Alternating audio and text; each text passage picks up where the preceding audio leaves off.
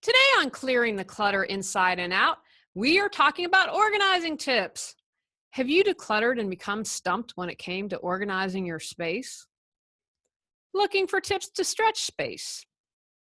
Need some ideas to spark getting your space organized? Let's continue our month as we focus on getting organized.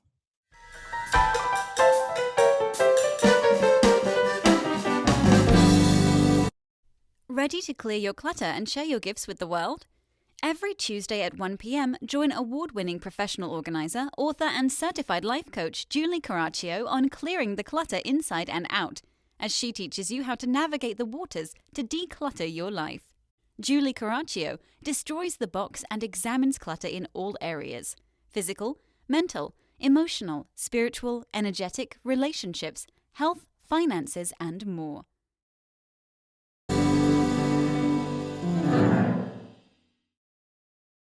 Today I'm going to be sharing organizing tips for different areas of the house. These are really general, but I'm hopeful that you can use them or they will spark some ideas from you. Don't forget about your resources like Pinterest, a lot of groovy stuff on YouTube. There are lots of resources out there, and don't forget we're going to be talking repurposing next week. Good. The kitchen. Consider open shelving where you could put cookbooks, baskets, serving bowls, so they can be decorative as well as help you get organized. How about a wall grid or a ceiling rack? My grandmother growing up had one of those ceiling racks for pots and pans. Again, getting clever with the walls and the ceiling to utilize extra space that you wouldn't think of, especially if you have a small area. You could consider under cabinet appliances such as a coffee maker, a microwave, lighting, or a dish towel rod. Magnetic strips along the backsplash can hold knives or other cooking utensils, and I'd encourage you to put there what you use frequently.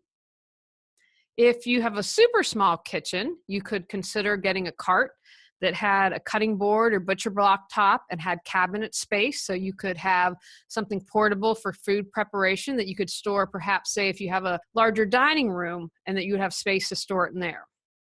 Cookbooks and recipes. Do you use only a handful of recipes? I shared a stat on another episode where they say that we make the same 9 recipes again and again. So if that's you, consider keeping the recipes and tossing the books. You can scan and file electronically or photocopy and file if you want a paper version. You could make an online cookbook. You could use Google Docs and store your recipes, and that would allow you to search by ingredient, course, or location. If you find a recipe that you like and try, you can store it. If it's not a match, you delete it. The method that I use is I do a lot of pinning for recipes. And if I like it, I pin it and try it, and then it goes into Evernote where I keep all of my food recipes. Pinterest and Evernote are a great resource to do that. How I use that, they had Evernote Food and deleted it, which I was really bummed out about because that was really awesome, but that's sometimes the downside of apps. So if you're worried about that, I would encourage you to have a paper copy. That way there'll be no issue to lose it. And I found that Evernote's really great too, because if I don't want to go through Pinterest, then I'll just Google recipes. I see how many stars they've gotten, and then I put the link in Evernote. And then again, if I try and don't like it, it's easy to delete. So come up with a system for the recipes, and then you can give your cookbooks away to a friend or the library. Our library has an annual sale, so I always try to donate my books there so they can get some money back. The garage. Group in categories that make sense to you. Some things you might find in a garage are lawn and garden care, automotive, decorative, tools, sports, etc. You can use pegboards for tools. Get creative with shelving. And remember, we want to try to get things off the floor and gain space, because if we have items on the floor, they are more likely to morph into clutter. Get creative. When we were remodeling our downstairs half bath, we took out the little cabinet in the sink. We donated the sink. And when we were donating the sink, they had just gotten a big drop off from an office space that was remodeling. And so we grabbed a really great door. And my husband said to me just the other day, he said, I wish we'd have grabbed another door because I would have cut it up and made shelving for our closet because these were really beautiful doors. I was really kind of surprised that they were letting these go. So anyway, brought home the door. We had the lower cabinet space of the bathroom sink that we had let go. And so Tony, my husband, put the door on the bathroom sink, and he's one of these guys that just is very creative and does a lot of handyman stuff. And so that's one of his workspace areas because it's nice and flat for him to work on it. And we have everything organized below of his projects. Don't forget the ceiling. There are lots of storage options. It's a great place and I would suggest putting things that you don't access frequently, such as luggage, decorations, or maybe your pet carriers. Now remember, in the garage, you are going to be subjected, or your items, I should say, to outdoor elements. So it's very important that you want to containerize them or cover items that might be affected by dust, rain, such as pet carriers or luggage. Create a map near the garage door with groups and categories where everything's stored. Now, these aren't organizing tips for your space, but I wanted to share this because they're safety tips for the garage. Make sure you dispose of hazardous materials properly. Make sure highly flammable materials are tightly sealed and closed and locked if you're storing them. Allow for 20 inches around the furnace, and take the time to match the paint to the rooms that you have in your home, the current paint scheme, and release the rest. Basement. Make sure when you're organizing, you keep the drain clear. I suggest using waterproof plastic bins. And you know those packets of silica gel that you get with your sneakers or shoes, and you're like, why am I getting these? Those are great to put in plastic bins in the basement because they help absorb moisture. I'm going to suggest using wooden pallets. Those are usually easy to find because they help get items off the floor. I read somewhere once there are two types of basements, those that have flooded and those that have yet to flood. So you're going to want to make sure, I suggest at least a foot off the floor, and that you have them in plastic bins. You have wooden pallets as an option to get off the floor. Make sure that you leave space around the fuse box, furnace, and water heater. And this is a great place to have smoke and carbon monoxide detectors and fire extinguishers. And I would not suggest using cardboard boxes down here because they could get wet and then you could ruin things. At my college reunion, my friend brought our yearbook, and it was all something gets waterlogged like a yearbook because we had a flood and it was in a cardboard box, and so it got soaked in water.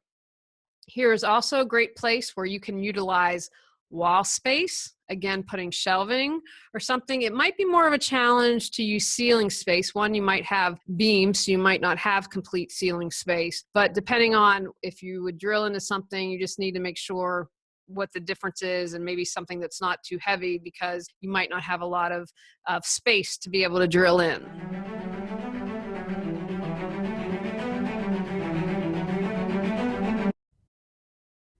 Do you keep saying you'll declutter, get organized, or pursue your dreams someday, but someday hasn't come? Learn how Julie Caraccio can support you at reawakenyourbrilliance.com.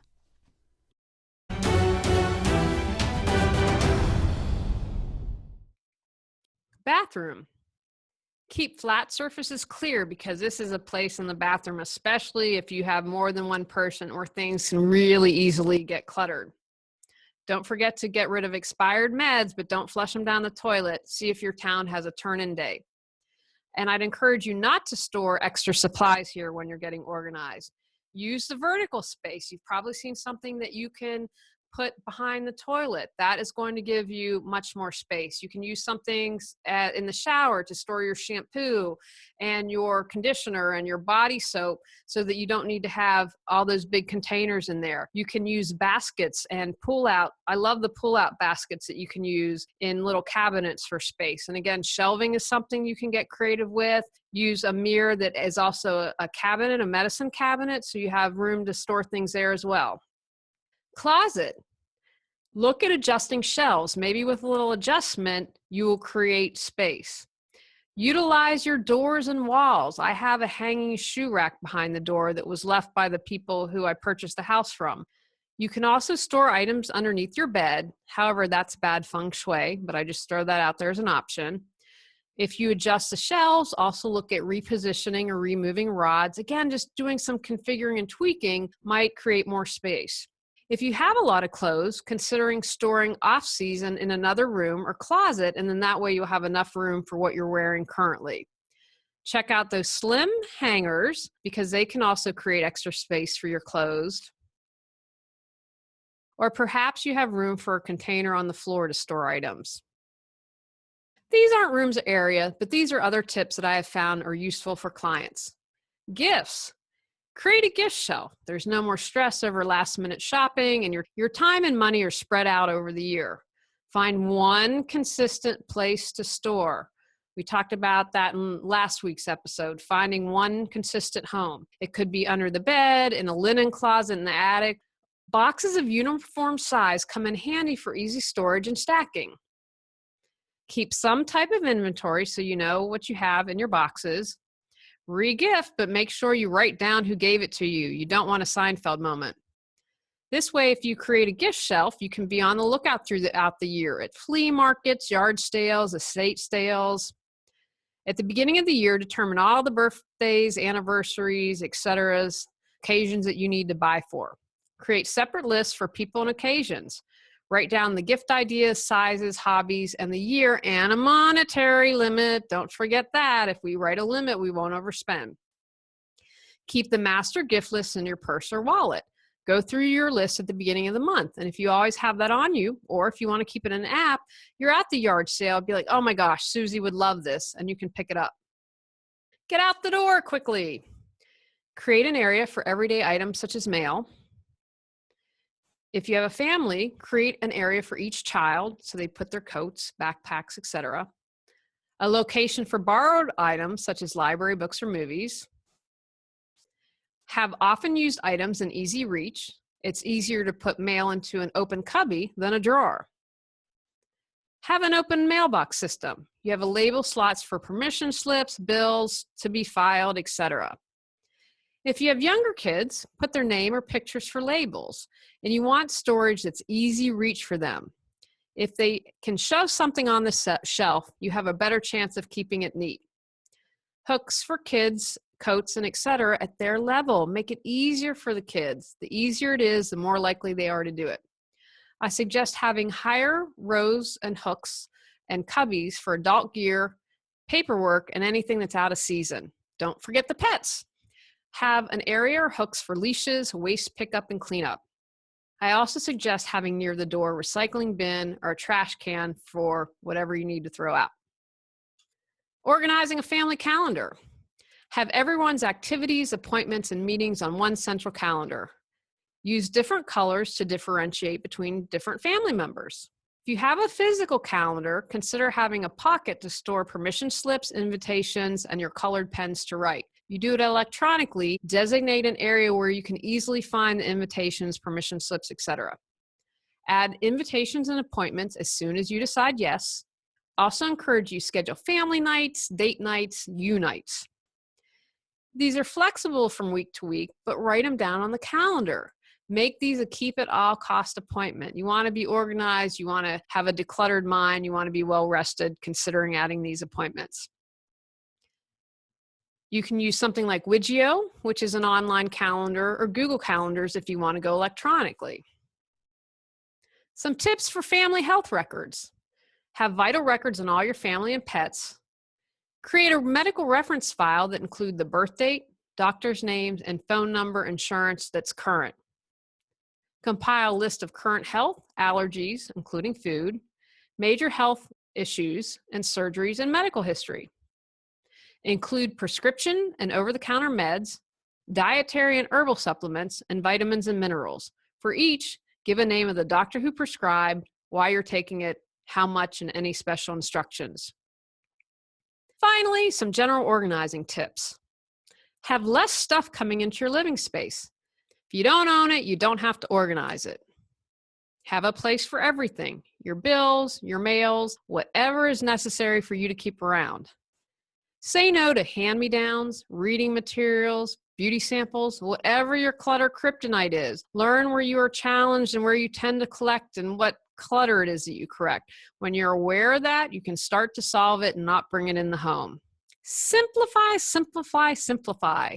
Do you need 5 serving bowls, 6 types of hair conditioner, and 7 sets of sheets? Probably not. So see where you can simplify. Stop thinking you're saving for someone or they thought that they could use it. They probably can't. You worry about you and trust others that you love will get what they need when they need it. Take actions from today's podcast.